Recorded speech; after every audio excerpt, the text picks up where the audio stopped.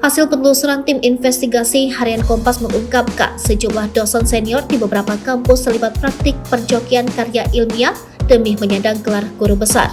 Salah satu modus perjokian karya ilmiah di sejumlah kampus swasta maupun negeri itu ialah dengan membentuk tim khusus yang menyiapkan artikel untuk diterbitkan di jurnal internasional berreputasi.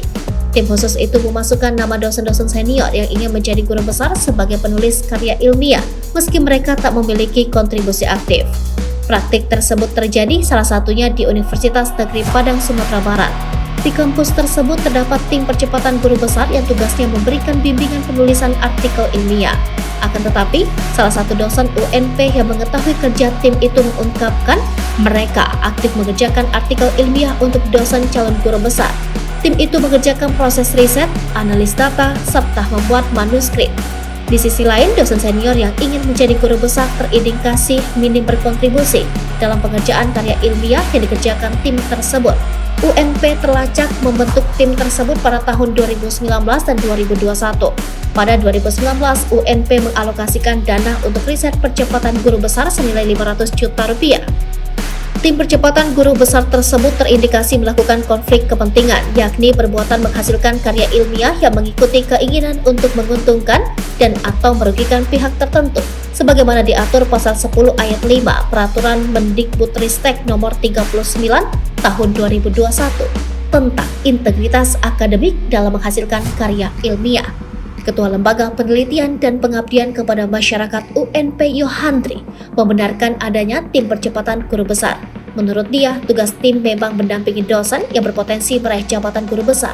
Namun, Yohandri menepis bahwa tim itu menjadi joki karya ilmiah untuk calon guru besar. Pelaksanaan penelitian tetap merupakan tanggung jawab dosen calon guru besar, ujarnya.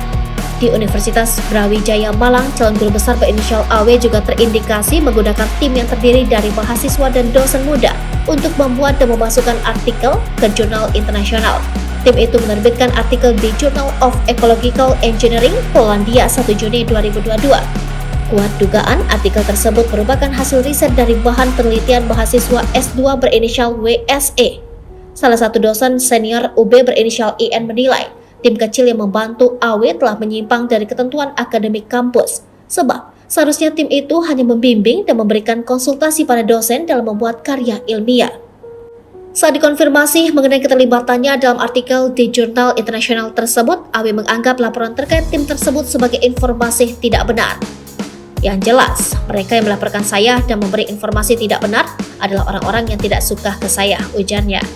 Di sisi lain, AW pernah menerima sanksi kasus plagiarisme tahun 2012. Lalu pada tahun 2022, AW juga diduga kuat tidak jujur dalam membuat laporan kemajuan penelitian DPP atau SPP, dana pengembangan pendidikan atau sumbangan pengembangan pendidikan. Kemendikbudristek tak pernah memerintahkan pembentukan tim percepatan guru besar, apalagi sampai membuatkan karya ilmiah. Tim percepatan seharusnya dibentuk dalam rangka percepatan itu dalam konteks membantu bimbingan, membantu metodologi dalam konteks percepatan iya. Tetapi jika sampai membuatkan tidak boleh, kata Direktur Sumber Daya Kemendikbudristek Muhammad Sofwan Effendi.